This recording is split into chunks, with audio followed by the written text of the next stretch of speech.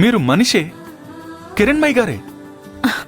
ఓహ్, అయినా మీరిక్కడికి రావడం అంటే ఆటం బాంబు అడుగులు వేసుకుంటూ వచ్చినట్టే. చాలా టూ మచ్ గా చేస్తున్నట్టు అనిపించట్లేదు? సరే, అవన్నీ పక్కన పెట్టండి మేడం. రండి, వచ్చి కూర్చోండి. ఫార్మాలిటీస్ అవసరం లేదు. సరే సరే, కూర్చోకండి. కాఫీ, టీ, మిల్క్ ఏం తీసుకుంటారు? మీ అమ్మగారున్నారా? అమ్మ లేదు, నేనున్నాను కదా. నాతో చెప్పండి. అన్నట్టు మీ తమ్ముడిని వెతుకుతున్నాం. మా తమ్ముణ్ణి వెతుకుతున్నట్టు నటిస్తూ ఇంకెవరిని మోసం చేస్తారు మీరు? నాకు 2 సార్లు మీ అమ్మగారు సారీ చెప్పించాలని, మిమ్మల్ని నా దగ్గరికి తీసుకొనొస్తే మీరు నాతో మాట్లాడాలని మీరు చేస్తున్న ప్రయత్నాలు నాకు తెలియవనుకోవద్దు. మీరు నాకు ఫోన్ చేశారు. నాకు మాట్లాడడం ఇష్టం లేకే కదా నేను ఫోన్ ఎత్తలేదు. మీరు నా ఇంటికొచ్చి నా తమ్ముడిదేం తప్పులేదు అని ఏదో చెప్పబోయి నన్ను నమ్మించాలని చూశారు. ఇప్పుడేమో నా తమ్ముడిని వెతుకుతున్నట్టు నటించి నన్ను మళ్ళీ మోసం చేయాలని చూస్తున్నారు.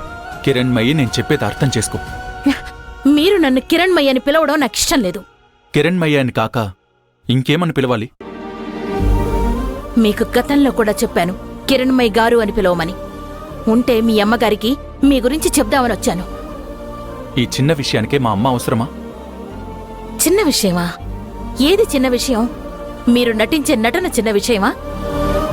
మన మధ్యలోకి మంజుని రాయబారిగా పంపించడం చిన్న విషయమా? నేను మంజుని రాయబారిగా పంపించానా?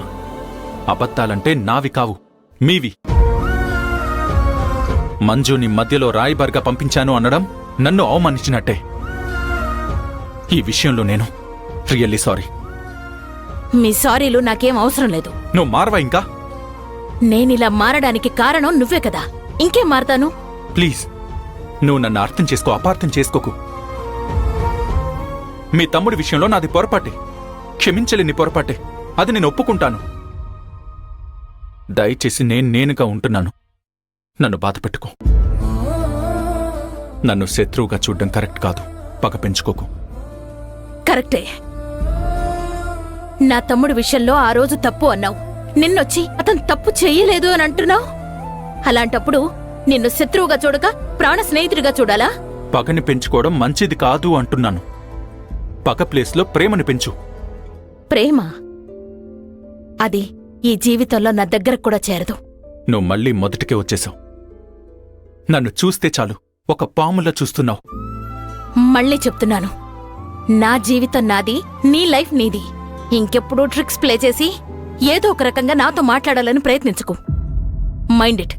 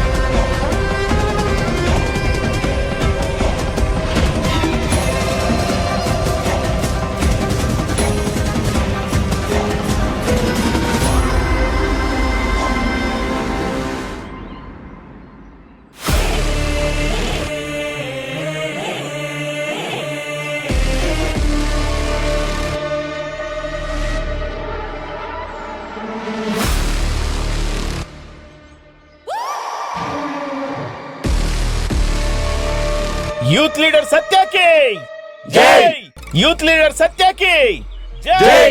యూత్ లీడర్ సత్యకి జై! జై! నా కొడుకు యూత్ ప్రెసిడెంట్గా తెల్లని బట్టల్లో సూర్యుడిలా ధగధగా మెరిసిపోతున్నాడు. నా దిష్టే తగిలేలా ఉంది నాన్న. ఇరుగు దిష్టి, పొరుగు దిష్టి, ఎదురింటోళ్ల దిష్టి, పక్కింటోళ్ల దిష్టి, పోలీసు వాళ్ల దిష్టి, నా కోడలి దిష్టి.